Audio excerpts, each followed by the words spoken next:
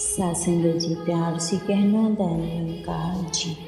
सासंगत जी जैसे दासी आप जी के लिए लेकर आई हैं एक छोटी सी स्टोरी, आप जी इसका आनंद लें। एक झलक इतिहास की। जब कभी किसी रब्बी पुरुष ने संसार को आत्मिक रोशनी में जीने का ढंग सिखाना चाहा, तभी अज्ञानता रूपी अंधेरे के वासियों ने उसके साथ अमानवीय बर्ताव किए। मानवता को धर्म, जाति, वर्ण, क्षेत्र, भाषा, कौम, संस्कृति के नाम पर बांटने वाले कब सहन कर सकते हैं कि सारी मानव जाति अपने आप को एक परमपिता की संतान समझे और यह ब्रह्म ज्ञान के सूत्र में बंधकर परस्पर प्रेम, मिलवर्तन, सहृदयता, विशालता और अन्य दैवीय गुणों को जीवन का श्रृंगार बनाए। यही कारण रहा है कि नवतारी पुरुषों और प्रभु प्रेमियों को सदा ही इन मायावी प्रेमियों से यातनाएं और कष्ट सहने पड़े।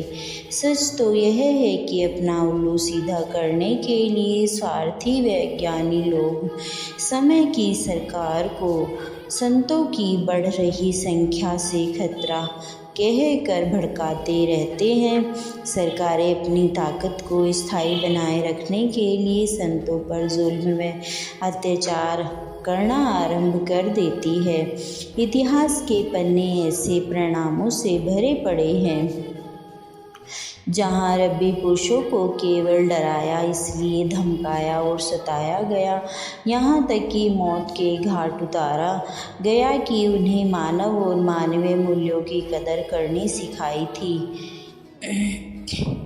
यह अज्ञानी लोग समय की सरकार के कान भरकर उन्हें संतों के विरुद्ध खड़ा कर देते हैं।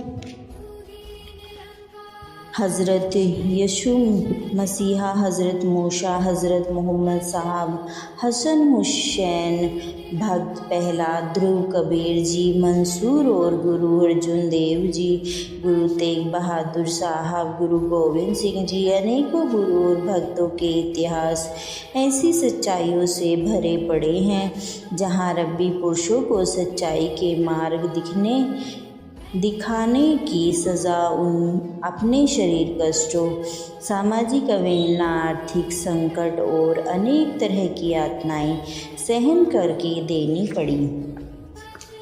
सृष्टि का आरंभ ही कर्म और फल अथवा जुर्म की सज़ा से हुआ। इस इतिहास के अनुसार आदम और ईवा को प्रभु का हुक्म न मानने के जुर्म की सज़ा भुगतने के कारण ही स्वर्ग से निकालकर धरती पर भेजा गया। रूहानी विधान के अनुसार जुर्म की लिस्ट में कत्ल करना सबसे भयानक और संगीन जुर्म है। प्रभु प्रेमी का कत्ल तो ऐसे जुर्म अपराध है जिनकी सज़ा पूरी मानवता, कौम, देश व काबिले को भुगतनी पड़ सकती है। मानव इतिहास ऐसे वर्णनों से भरा पड़ा है। आदम खानदान से जो हज़रत शेख और काबिलों के संतानों से तीसरा बड़ा जुर्म हुआ। इन्होंने मानव इतिहास में सबसे लंबी आयु वाले पैगंबर हज़रत नूह को सताया। हज़रत नूह लमक के पुत्र थे।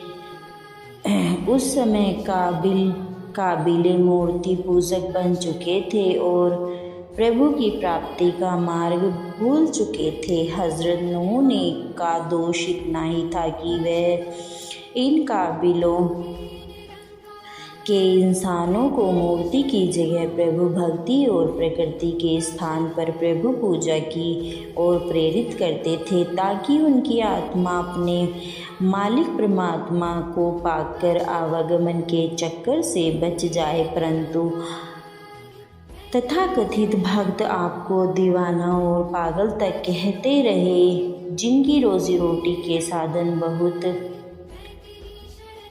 परस्ती थे। वह केवल बर्दाश्त कर सकते थे कि कोई मानव को सीधे रास्ते पर डाल दे और उसकी अहमियत कम हो जाए। इन लोगों ने हज़रत नूह के विरुद्ध में प्रचार करना शुरू कर दिया और भोले भाले लोगों के मनों में हज़रत नूह के प्रति नफ़रत भरनी शुरू कर दी और इस प्रकार तरह तरह के अत्याचार आरंभ हो गए।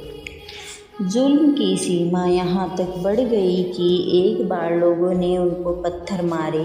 वे पत्थरों के नीचे दब गए। शरीर की कई हड्डियाँ भी टूट गई। शरीर में से रक्तधारा बहने लगी। सारी रात बेहोश पड़े रहे। कहते हैं कि उस समय फरिश्ते लिब्राइल और मेकाइल ने उनको पत्थरों में से निकाला और उनको घर पहुँचाकर आए। पर नफ़रत की आग जंगल की तरह फैल चुकी थी। इन कबीलों का हर बुज़ुर्ग अपनी संतान को नसीहत कर कि हज़रत नूह को मारना धर्म का काम है। इतिहास लिखता है कि एक बार एक बुज़ुर्ग अपने कंधों पर अपने पोते को उठाए जा रहा था। दूर से ही उसे हज़रत नूह आते हुए दिखाई दिए। बुज़ुर्ग ने हज़रत नूह की ओर संकेत करते हुए अपने पोते से कहा, वो देख नूह दीवाना, जब तू बड़ा हो जाएगा तो इस काफिर को मारने के लिए कभी न चूकना। इसको मारना और जख्मी करना हमारी कौम का सबसे बड़ा कर्तव्य और नेक कर्म है। यह बात सुनते ही वह भोला भाला नादान बालक अपने दादा के कंधे से छलांग लगाकर नीचे उतरा और बिना कुछ सोचे समझे अपने दादा के हाथ से छड़ी ली और हज़रत नूह के सिर पर दे मारी। हज़रत नूह मसूर की भांति इस अनजान बच्चे के दिल में भरी नफ़रत रूपी जहर को देखकर रो पड़े। प्रभु के आगे प्रार्थना करने लगे कि इन भोले भाले बच्चों के दिल में जो नफ़रत भरी जा चुकी है, इसका परिणाम क्या निकलेगा। उसी समय परमात्मा से आवाज़ आई, हे नूह, तेरी फरियाद सुनी गई। इन बड़े बुज़ुर्ग की कौम में से कोई भी तुझ पर ईमान लाने वाला नहीं, इसीलिए इस कौम को मैं पानी के द्वारा नष्ट करने जा रहा हूँ। परंतु जो तुझ पर ईमान रखने वाला है, वे मेरे हरम के कारण बचा लिए जाएंगे। वे मेरे रहम के कारण बचा लिए जाएंगे। इसी कहते हैं कि परमात्मा की ओर से दी गई सज़ा के कारण ही 40 दिन और 40 रात लगातार वर्षा होती रही। हज़रत नूह ने अल्लाह का हुक्म पाकर जो किश्ती तैयार की थी, उसमें अपने पर ईमान रखने वाले भक्त परिवार के सदस्य, पक्षी व जानवरों के नर मादा के जोड़े सवार कर लिए। 40 दिन की बरसात के कारण पहाड़ भी पानी में डूब गए। केवल वही बच पाया जो कश्ती में सवार थे। इस तरह 150 दिन तक धरती पर पानी रहा और पानी सूखने के पश्चात कश्ती के इन सवारों द्वारा पुनः यह दुनिया बसाई गई। हज़रत नूह इस प्रलय के पश्चात भी 350 वर्ष तक जीते रहे और कुल 950 वर्ष की आयु तक जीवित रहे। तब से ही इस निराकार प्रभु ने हज़रत नूह के साथ नियम बांधा कि फिर कभी पानी के द्वारा धरती पर ऐसी तबाही ना होगी और इंद्रधनुष को बारिश बंद होने का संकेत बनाया।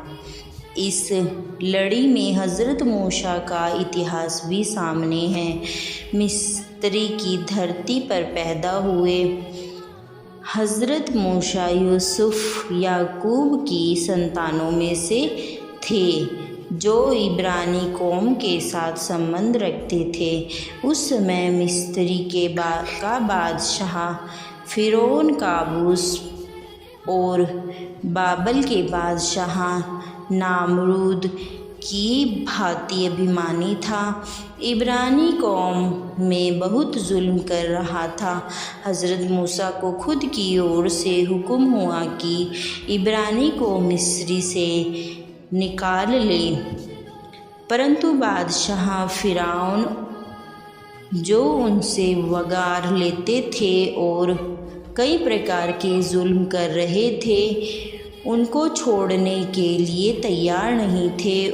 उनके जुल्म बढ़ते गए। बादशाह स्वयं को ही प्रभु रूप समझकर अभिमानी बन चुका था। बच्चों तक के कत्ल होने लगे थे। बादशाह का वजीर सदा उसे गलत मशवरा ही देता और परिणाम स्वरूप बादशाह सदा हज़रत मूसा और उसके अनुयायियों का दुश्मन बना रहा। वह हज़रत मूसा की हर नेक सलाह को ठुकराता रहा। हज़रत मूसा ने अपने भाई हारून के द्वारा 10 बार राजा को जुल्म से तौबा करने का मशवरा दिया। उस राजा को मिस्र कौम पर हो रहे अत्याचारों की जानकारी देकर उसके अपने फ़र्ज़ों की पूर्ति के लिए प्रेरणा दी, परंतु बादशाह पर कोई असर न हुआ। कहते हैं कि अंत में इस निराकार प्रभु ने अपने एक फरिश्ते को मानव शक्ल देकर बादशाह के पास भेजा। फरिश्ते ने बादशाह से प्रश्न किया, ए फरियोन, जो इंसान अपने मालिक का हुक्म न माने, आपकी लाल पुस्तक के अनुसार उसे क्या सज़ा मिलनी चाहिए? बादशाह ने एकदम उत्तर दिया कि उसके कानून के अनुसार तो उसे मानव को जिंदा ही लाल सागर में डुबो देना चाहिए। उस फरिश्ते ने अपने पास से कागज़ निकाला और बादशाह से कहा, ए बादशाह, आप इस कागज़ पर अपने हस्ताक्षर कर दे ताकि कल को मुकर न जाए। बादशाह की सज़ा का वर्णन लिखकर नीचे अपने हस्ताक्षर कर दिए। इस प्रकार उसने अनजाने ही अपनी सज़ा अपने आप ही चुन ली। इतिहास के अनुसार हज़रत मूसा अपनी इब्राहिम कौम के साथ जब लाल सागर में से गुज़र रहे थे तो सागर ने अपने बीच में से इन्हें रास्ता दे दिया, परंतु जब बादशाह और उसकी सेना लाल सागर के बीच पहुंची तो दोनों ओर से सागर का पानी फिर इकट्ठा हो गया और इस प्रकार बादशाह फिरऔन और उसकी सेना सागर में डूबकर नष्ट हो गई। इस प्रकार उसने संतों महात्माओं को सताने की सज़ा पाई। सत्संग जी, प्यार से कहना, धन्य निरंकार जी।